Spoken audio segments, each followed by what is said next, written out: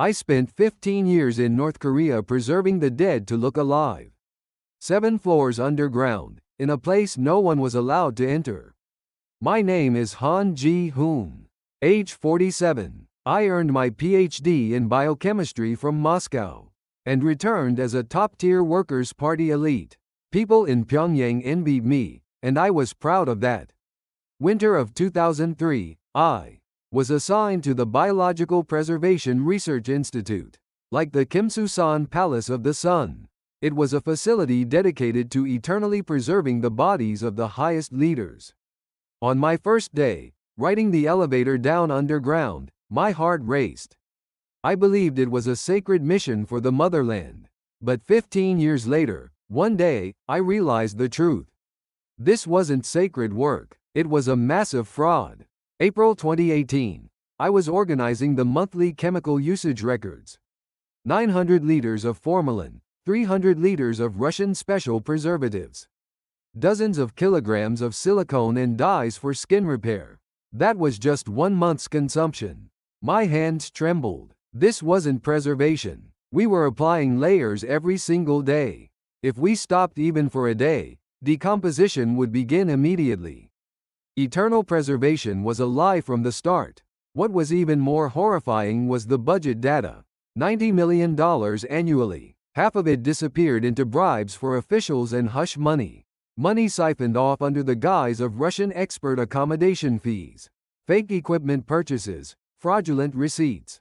That night, I looked at the Pyongyang skyline through my office window. Somewhere in that darkness, children were starving to death. The money we spent on one dead leader could feed tens of thousands of people. "Comrade, are you all right?" my colleague, researcher Park, asked. I nodded, but I wasn't all right. From that day on, I couldn't sleep. One day in May, I went on a business trip to North Hamgyong Province. It was an inspection of a local hospital. Children were lying in the hallways. Malnutrition. One child looked up at me. I will never forget those eyes. "Doctor, I'm hungry." She looked about 7 years old. I pulled out candy from my pocket and gave it to her. The child smiled. 3 days later, I heard she had died. That night, back in Pyongyang, I told my wife, "Honey, what I've been doing isn't revolution. It's a fraud." My wife held my hand, tears in her eyes. "You need to get out so we can survive. For the children's sake." I made my decision to escape, but I couldn't just leave. I had to reveal this truth to the world. For 6 months, I recorded everything frantically. Disguised as chemical formula notes, I wrote it all in code. The exact composition of preservatives, the actual state of the bodies. Secret reports from Russian experts.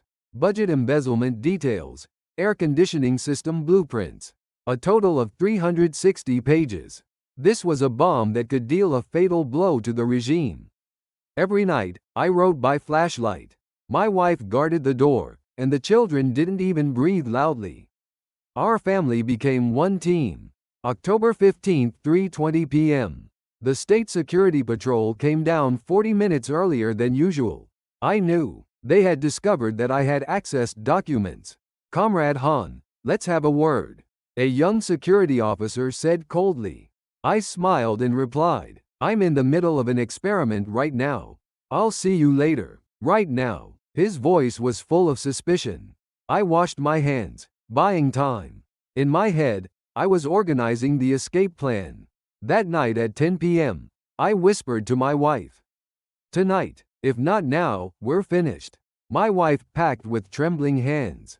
Passports, dollars, the notebook, children's clothes. Only the essentials. We couldn't use regular defection routes. My status was too high, and surveillance was intense. The only way was legal exit. Fortunately, I had a Russian business trip scheduled. I decided to use that. I would go with an official visa, my wife and children with fake IDs and bribes. October 17, 5 a.m. Sunan Airport. I went through exit procedures as usual. My heart felt like it would explode, but I kept my face expressionless. "Comrade, what's the purpose of this trip?" the security officer asked. I handed over the documents. Technical consultation with Russian experts.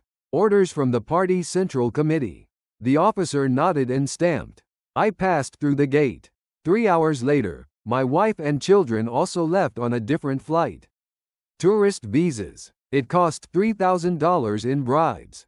Vladivostok Airport. I immediately ran to the bathroom upon arrival. I called the pre-arranged number. This is Han Ji-hoon. I've arrived. Come to parking area 3 in 10 minutes. It was a South Korean intelligence agent. I walked out on trembling legs. A black van was waiting. The door opened, and my wife and children were inside. We embraced without words. Get in quickly. There's no time. We immediately moved to a safe house near the South Korean consulate. New IDs, new names, new lives were there.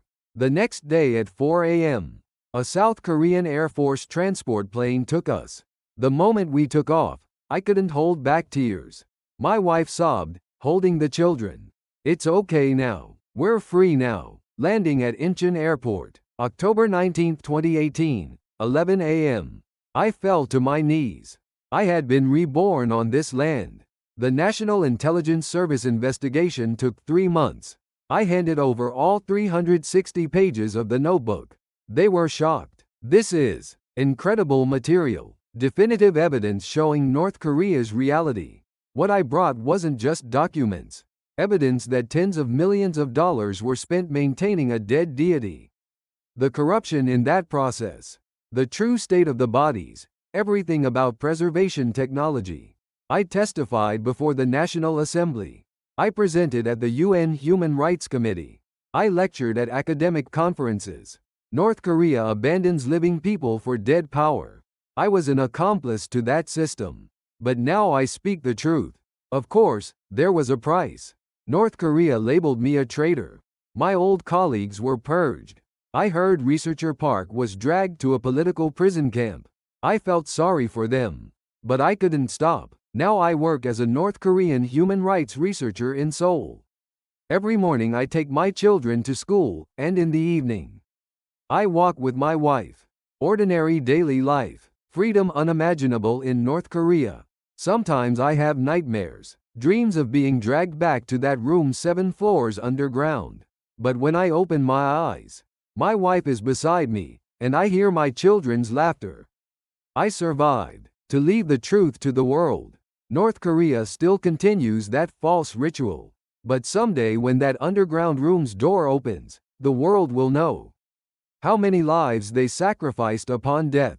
I will not stop testifying until that day. Because that's why I'm alive.